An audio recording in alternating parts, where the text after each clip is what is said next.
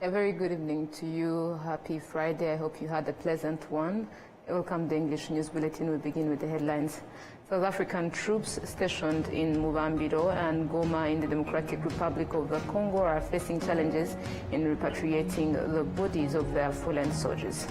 The residents of Goma and civil society of Kivu in North Kivu province have called for President Felix Antoine Tshisekedi to resign and leave power. On the international scene, U.S. authorities have said they will investigate Wednesday's mid-air collision in Washington.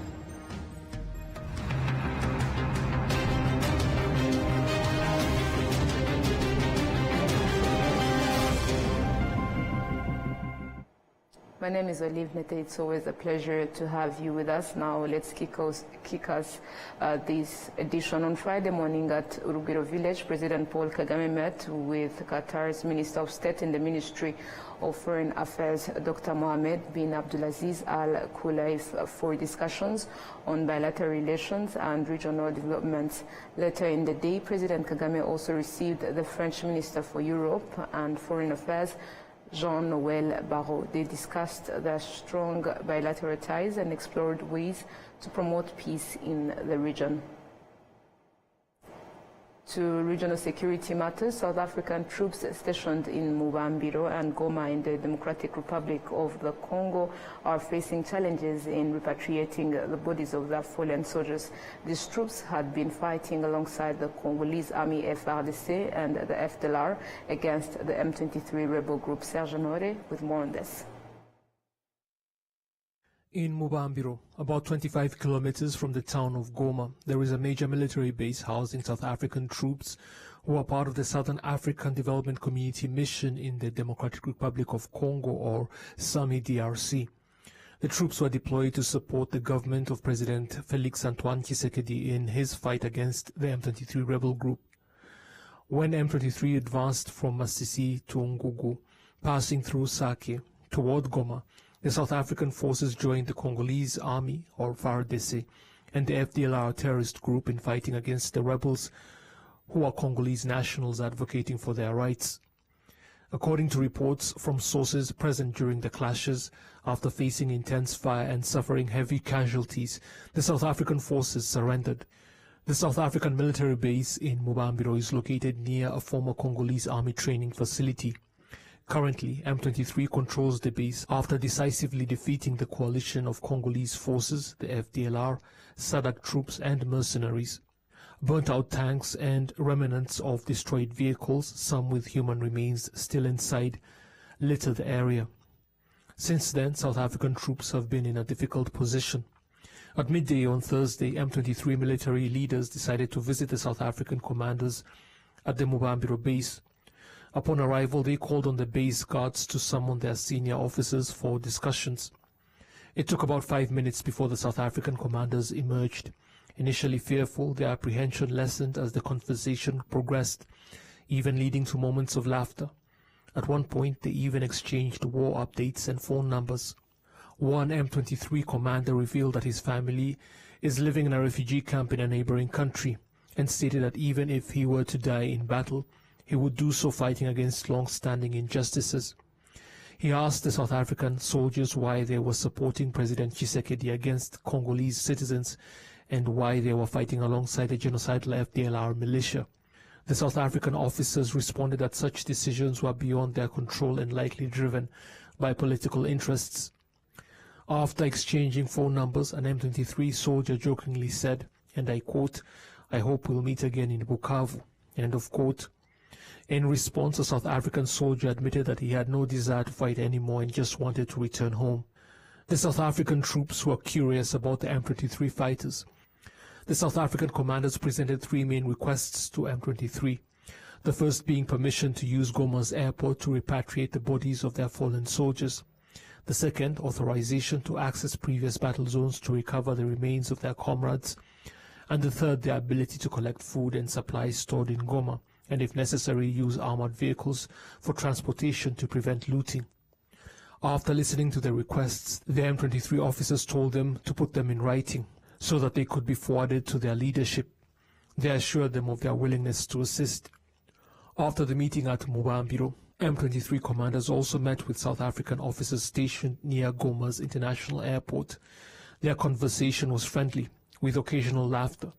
However, one insider revealed to us that South African troops had directly supported the Congolese army and FDLR during the battle at Goma's airport, where they also fired artillery into Rwanda. Overall, South Africa has military companies deployed in Goma, totaling around 750 soldiers, the equivalent of 1 battalion. 5 companies are stationed at Mubambiro, while 2 others are near Goma's airport. So far, South Africa has officially acknowledged the deaths of 13 of its soldiers in the fighting leading up to M23's capture of Goma. However, our investigations suggest that the actual number could be around 50. The fact that South African officers requested permission to retrieve additional remains from battle zones indicates that the real death toll may be higher than officially reported. Thank you, Serge, for the detailed report. Now, the residents of Goma and the civil society of Kivu in North Kivu province have called for President Felix Antoine Tshisekedi to resign and leave power, as well as for foreign troops, including those from Burundi and SADC, to return to their respective countries. The people of Goma believe these foreign forces serve no purpose, viewing them as having brought chaos and insecurity. At the offices where the governor of North Kivu province used to work, many residents of Goma gathered to welcome and thank the M23 movement for liberating them, while also seizing the opportunity to denounce the Kinshasa government. On the banners and placards, they carried messages welcoming M23 were written, expressing gratitude for freeing them from the oppression of Tshisekedi's government. The civil society of North Kivu province joined the residents of Goma in condemning the Kinshasa government, calling for Tshisekedi's resignation, arguing that his leadership has brought the country to ruin by choosing to collaborate with the genocidal terrorist group that calls itself the FDLR, mercenaries and the foreign troops. The civil society also emphasized that foreign forces in the country must leave immediately. The executive secretary of the AFC M23 coalition, which now controls a large portion of North Kivu province, Benjamin Bonimha, urged the residents of Goma and other areas under their control to return home and resume daily activities for economic growth. He reassured everyone of complete security and encouraged those still in refuge camps to return home. Life in Goma is gradually returning to normal, with people resuming their daily activities. Additionally, AFC M23, in its message to the public, reminded them to participate in the community cleanup initiative known as Salongo to clean up the city. This way, as people return and resume their activities, they will do so in a cleaner and more organized Goma.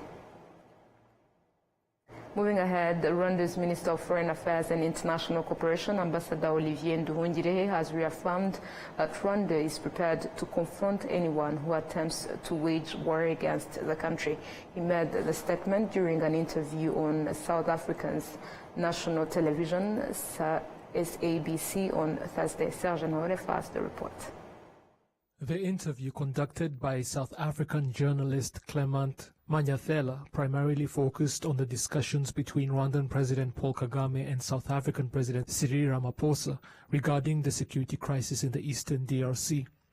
Minister Nduhungirehe stated that while the initial talks between the two leaders seemed promising for resolving the crisis, their interpretation later shifted.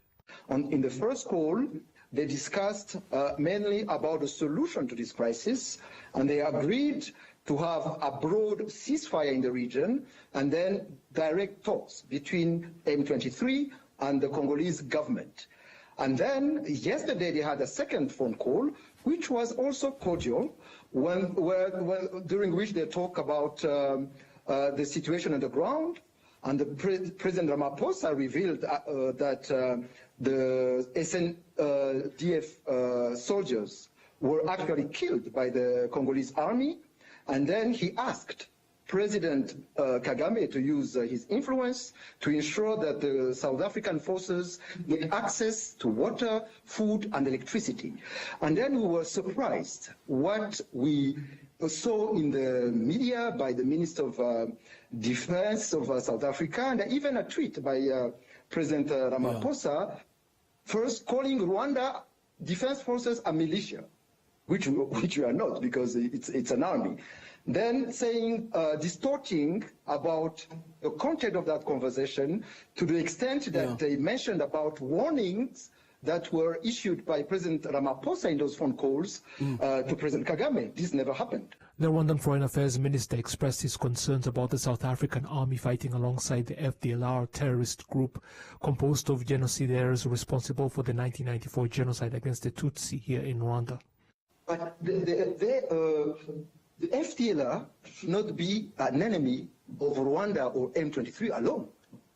This is a genocidal movement that should be an enemy of South Africa and the whole international community. How could anyone be allied with a genocidal movement? How could South African forces be allied with the murderers of more than 1 million of our people? And this is not understandable. He reiterated that Rwanda is fully prepared to respond to any act of aggression against its sovereignty. You know, Eastern DRC is bordering Rwanda. It doesn't border South Africa. The South African forces are at our border. We have no Rwandan forces at the border of South Africa. So we are in our country, so we don't have any aggressive posture against South Africa, but we are ready to defend ourselves if we are attacked by a coalition, including South African forces. During the interview, the journalist Clement Manyathela asked that if Rwandan forces are deployed in Mozambique and South African forces are in the DRC, why should that be a problem? And Minister Nduhungirehe responded as follows. The difference is that the South African forces in Eastern DRC were invited by a president who has vowed to overthrow a neighboring government. So this is the difference. They have an offensive posture against our government, not against a terrorist organization like those who are in Cabo Delgado. Root causes of this conflict, which include the marginalization or persecution of the Congolese Tutsi in Eastern DRC. South Africa's Minister of International Relations and Cooperation, Ronald Lomala, later posted on his X account, and I quote, "Had a call with Minister Nduhungirehe. We committed to advancing dialogue on Eastern DRC and agreed to pursue the spirit of the ceasefire agreement as per our heads of state and regional processes of SADC and the East African community, #peacebuilding," end of quote. Minister Nduhungirehe responded saying, and I quote, "Thank you, my brother, for the good and constructive conversation we had yesterday evening. Rwanda remains committed to peace and stability in Eastern DRC. Looking forward to working with South Africa towards common aspirations in our region and in the whole continent," end of quote. The regional political analyst Andrew Mwenda, an expert on security in the Great Lakes region, has commented that the ongoing crisis in the Eastern DRC stems from poor governance policies by the country's leadership. The developments in Eastern DRC, the loss of a lot of territory by the government of Congo, the loss of the strategic town of Goma, and I'm sure soon the loss of Bukavu, are all results of Tshisekedi's belligerence, intransigence, obstinacy, stubbornness, and inability to respect his own word, his own signature, his own commitments, whether done at the national level or at the international level. Analysts observing the situation in the Eastern DRC emphasize that a political solution is crucial for addressing the root causes of the conflict rather than relying solely on military interventions. Thank you, Serge. Now, still on the crisis in the Eastern DRC, some analysts believe that the events unfolding in the Eastern Congo are a result of the Congolese government's failure to respect their commitments regionally and internationally. William Evans Mutabazi talked to Mr. Andrew Mwenda, a close observer of regional issues and CEO of the Independent magazine. Take a look. Mr. Andrew Mwenda, you're most welcome to RwandaTV News. Thank you so much for inviting me. First of all, we want to look at what just happened this week. We witnessed a lot of events unfolding, but among them, 200 Romanian mercenaries surrendered to M23, and they were given a passage through Rwanda. What does this mean? What do you make of such an event? The developments in Eastern DRC, the loss of a lot of territory by the government of Congo, the loss of the strategic town of Goma, and I'm sure soon the loss of Bukavu, are all results of Tshisekedi's belligerence, intransigence, obstinacy, stubbornness, and inability to respect his own word, his own signature, his own commitments, whether done at the national level or at the international level. That is stage number one.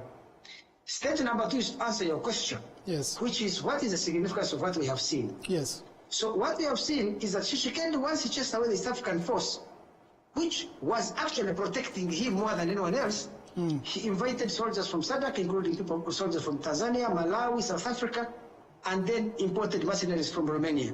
Yes. These soldiers went to Congo as belligerents on the side of the government, and I felt at the time a sense of revulsion, because SADC is a sister organization to the East African community.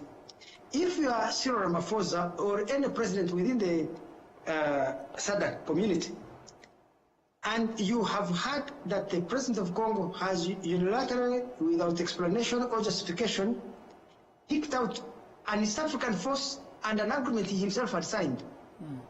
Before you deploy, it is just simple courtesy, diplomatic courtesy, to call on other East African leaders and say, what do you think about the request by our colleague Tshisekedi? So the leaders of SADC did not have that diplomatic courtesy. Call on other East African leaders to find out what are the reasons for the dismissal of East African force, so that they can deploy knowing what the problems are. I should give you a background. When Mozambique was facing a problem of rebels, Yes. Mozambique called upon SADC to provide them military support. SADC provided support that was very weak and ineffective. So the president, News at that time, contacted President Kagame and said, look, Mr. President, can you give us military support in our efforts to contain these rebels? Kagame specifically told the president of Mozambique, he said, look, Mr. President, for me to enter that area, I am from East Africa, you guys are members of SADC. It would be courteous of you to first ask, it is prudent that you first talk to fellow leaders in SADC and ask them if they approve of Rwanda deploying its forces there. Musa went and talked to all the leaders of SADC who gave consent that it's okay for Rwanda to come and deploy in a SADC country. That is simple diplomatic courtesy, and it shows President Kagame's sensitivity, social intelligence, diplomatic intelligence, political intelligence, to make a judgment and say, don't act without consulting your peers. Don't act in disregard to the feelings, anxieties of your neighbors.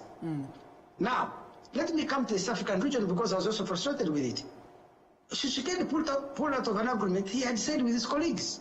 No leader of these East African countries raised their voice to say, look, Mr. President, you are our colleague. We sat here, we agreed on something, you signed it. You cannot withdraw it from it without justification or explanation for that matter. When they had a summit of all these leaders, it could not be discussed, I think, on these networks, or Yes. on air, online, on the internet. But President Kagame did contact each of the East African leaders individually, and the chairperson of the East African community, President Ruto, said, why don't we have a physical meeting of us East African heads of state to ask President Tshisekedi, why did he pull out? Can he at least give us an explanation? If not, can't we make a formal complaint that our colleague has acted undiplomatically, rudely, in an agreement we signed with him? I don't know whether that meeting ever happened, but the next time President Kagame calls a press conference, he should ask him this question. So, that is the context. As a consequence of this belligerence, this intransigence, this obstinate behavior of refusing to talk to his own citizens who are under the terror of his army, the FDLR, and his allied Wazalendo militias, these citizens decided to defend themselves. And that defense of themselves is the fall of Goma. I can predict the fall of Bukavu, and I don't know, there may be even the fall of Kinshasa. So, what was significant is that the people of Africa inside the Democratic Republic of Congo, inside Congo, have demonstrated that no force external to Congo can come and help the government in Kinshasa impose its will on them. Even if you hire mercenaries from Europe, they will be beaten. I am very proud as an African because of what M23 has done. You may remember in the history of Congo since the 1960s, Congolese leaders of at different times and of different stripes have always called white mercenaries to fight their wars against Congolese citizens. The first person to hire mercenaries was Prime Minister Moise Tshombe, and mercenaries have always propped every government, including the government of Mobutu. Mobutu faced many armed resistances against his rule. He came close to falling out of power. He was kept in power because of the interventions of the French, the Americans, the British, the Moroccans, but also and most importantly, hiring foreign mercenaries. This time, M23 has demonstrated that whether you bring in foreign powers like the South Africans as your supporters, or you hire mercenaries from Europe, your dinner will be cooked and you'll be kicked in the butt. And I'm very proud of M23. Maybe just a curious question, Andrew. If a member state on this note, the youngest on the committee or in the community chooses to pull out or chooses to behave the way it behaved, and then the only thing that is done is just a conversation, or let's call them out. In the framework, are there punishment? What does the framework look like for such a breach of contract? What I can say is I'm not a legal expert on the South African Community Agreement. And in any case, the problem with international agreements where the actors are states, how can you enforce rules if a state decides to disrespect? Yes. Its own obligations under international law. You see, international law is built on the principle of pactus sunt servanda. That is Latin. It means that international laws and obligations will be respected in good faith. So I would implore President Tshisekedi to apply the principle of pactus sunt servanda, that his international obligations, which he himself has signed to, he will respect them in good faith. In the absence of that, I personally think that going forward, because Congo, even before Tshisekedi came in, has proven that it does not respect its own commitments, whether signed with its own nationals at the domestic political level, or signed with international players through the South African community, through the ICGRC, the International Conference on the Great Lakes Region. They have violated all these agreements they have and commitments they have made. So they have been unable to even uphold some of the undertakings they made under the Rwanda process. So because of this failure, I think that the South African community leaders should say if Tshisekedi is to sign another agreement next time, it must have an international guarantor, and there must be sanctions, which would be the evil that would be visited upon him and his government if they don't comply. But to achieve such a goal, it would require a unanimous position within SADC, within the South African community, maybe the AU and the Security Council. Dependence, and of course, the grandparents of most of us, he usually loves saying that he's the grandparent of most of us. Mr. Andrew Mwenda, you're most welcome to RwandaTV News. Thank you so much for inviting me. Thank you, Evans, for the detailed interview. Prime Minister Dr. Edouard Ngirente urged members of the East African Police Chiefs Cooperation Organization, EAPCO, to put more efforts in curbing crimes driven by digital and technological advancements, and he reiterated this on Friday as he concluded the 26th Eastern Africa Police Chiefs Cooperation Organization annual general meeting. Prince Manzi has more on this. On the last day of this general meeting, the Council of Ministers in EAPCO approved various resolutions reinforcing the cooperation between EAPCO and its partners. The Council of Ministers took note of the importance of building partnerships with government and non-governmental agencies that have a huge potential in better use of resources in crime management and enhancing public safety. They appreciated the various cooperation agreements that EAPCO has and understood the importance of having them implemented to achieve the organization's objectives. The Council of Ministers appreciated the cooperation agreements between EAPCO and CAPCO, close working relationship between SAPCO and EAPCO. The Council welcomed the invitation by WAPCO to partner with EAPCO in crime prevention. They, however, advised for the need to have periodic reviews on these partnerships to ensure that they remain aligned to IAPCO's objectives and modern crime prevention strategies. The Minister of Interior, Dr. Vincent Biruta, was elected to chair the Council of Ministers in this organization for a one-year term, succeeding Joseph Ninherete, the Inspector General of the Burundi National Police. I would like also to thank my predecessor for the work done during his tenure. I also want to extend my deepest gratitude to all of you for your contribution towards advancing the vision and values of this organization. As the incoming chair, I am well aware of the responsibility that comes with this role. With your support and continued collaboration, we shall achieve our shared goals and ensure that our collective efforts bring about meaningful impact in our region. As leaders in the realm of security, we are entrusted with the duty of creating a safe and secure environment for our people. This is a duty that demands us to tighten our bonds and commitment to jointly confront and neutralize common security threats.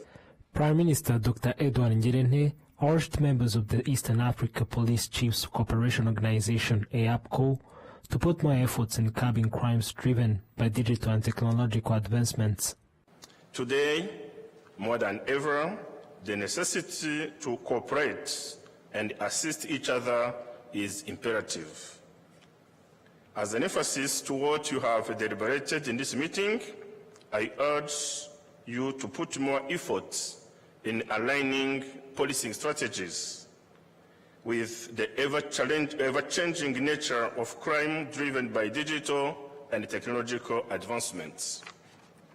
It is also worth noting that police officers will certainly continue to face unpredictable challenges in line of their duties. This requires to invest in their training and development to ensure that they are prepared for whatever comes their way. Prime Minister Dr. Edward Ngirente urged members of the Eastern Africa Police Chiefs Cooperation Organization, EAPCO, to put more efforts in curbing crimes driven by digital and technological advancements. Thank you, Prince. Now, the Office of the Ombudsman of Rwanda has signed a memorandum of understanding with the Gabonese National Commission for the Fight Against Corruption and Illicit Enrichment. This MOU aims to strengthen cooperation in combating corruption, promoting transparency and facilitating the exchange of best practices and expertise in governance and anti-corruption efforts. We have a detailed report. According to the ombudsperson, Nidere Madeleine, the agreement between Rwanda and Gabon enables the prosecution of individuals who commit corruption-related offenses in one country and flee to the other. ariko nanone no mu bufatanye hagati yo gukurikirana ibyaha cyane cyane byambukiranya imipaka. In addition to the idea of collaborating in the fight against crimes, particularly cross-border crimes, this MOU also aims to address the movement of financial assets between countries through means such as corruption, theft, or other illicit activities. Specifically, it focuses on enhancing the expertise of professionals in both sectors. Sometimes there may be competition for certain positions, but since we are working together, we choose not to compete at the same time. For example, if Gabon vies for a position, we as Rwanda may choose to support them, and you can also encourage others to lend their support. Nestor Mbu, president of the Gabonese National Commission for the Fight Against Corruption, stated that the commission chose to collaborate with Rwanda due to its proven experience in combating corruption, as well as existing agreements between the two countries at both the African and international levels. Cet accord a beaucoup d'avantages. This agreement has many advantages. One example is that when we observe the positive initiatives you are undertaking, we can join hands in supporting those efforts and potentially learn from you to implement similar strategies in Libreville, especially in the fight against corruption, which impacts the economy. Additionally, If there are areas where you have more experience or better tools, it will be possible for you to assist us in Libreville. Acquérir la structure rwandaise pour faire le déplacement de Libreville. The agreement between the Ombudsman's Office and the Gabonese National Commission for the Fight Against Corruption is set to undergo a review every 2 years. Notably, the Ombudsman Office has previously established similar partnership with 8 other African nations. Now to the Rwandan health sector. The Ministry of Health has announced plans to expand the healthcare workforce and enhance efforts to advance technology and research in the health sector over the next 5 years. This commitment was outlined on Friday during the presentation of the health sector's strategic plan for the upcoming period. Let's take a look at the details. The Minister of State in the Ministry of Health, Dr. Ivan Wutera, highlighted significant progress made over the past 5 years, including enhanced patient care services, a reduction in infant mortality, and strengthened disease prevention measures. He emphasized that continued collaboration will be key to addressing remaining challenges in the sector. Close to 95% of babies now are delivered in health facilities with a skilled birth attendants, and we have halved nearly we've seen neonatal death reduced by more than half.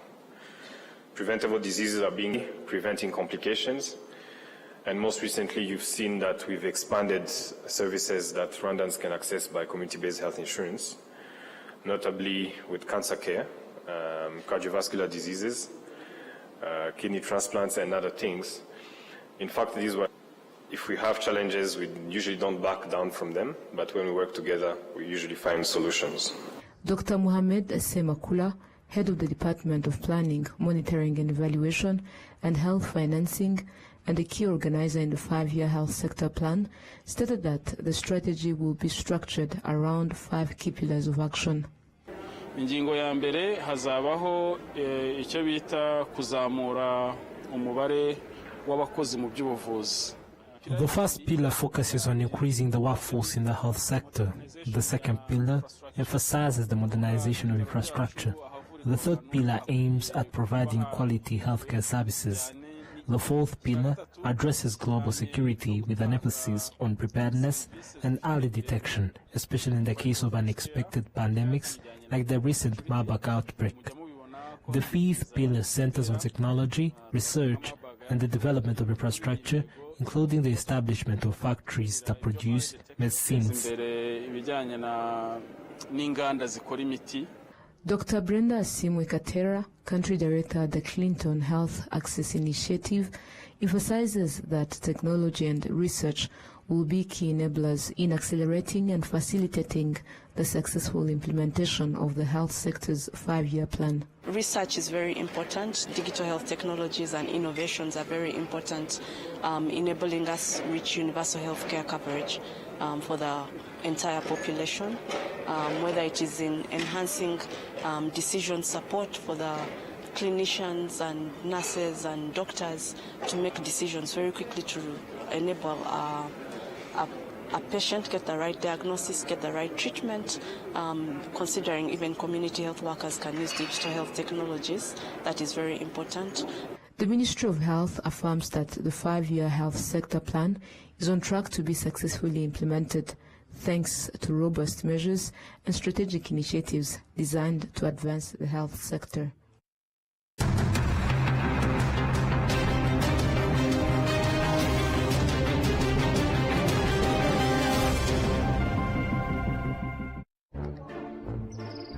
Alo, waramutse shiri wanjye. Utekereza ko guhora wizigama n'umushu ari byo birenze? Natwe niko tubibona. Ubona nta cyakurutira kugaragaza impano yawe.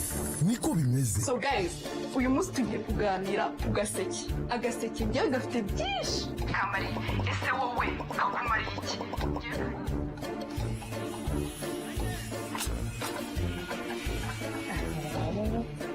Manudi. Halo Manudi, niba icyo uri kunkura mu kazi? Hero mabusha, byahiye kandi noneho bimeze neza cyane. Ukuntu biri no guhumura.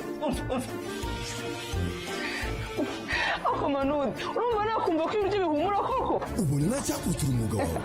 Erega, natwe niko tubibona dushyigikiye buri kimwe agaciro mu buzima bwawe na irekure nshya buri wese arahishiwe wikwisondeka kanda akanyenyeri 140 urwego uhitemo agaseke kawe ka packs zo guhamagara cyangwa akanyenyeri 345 urwego uhitemo bando za internet uryoherwe n'umuvuduko wa 4G.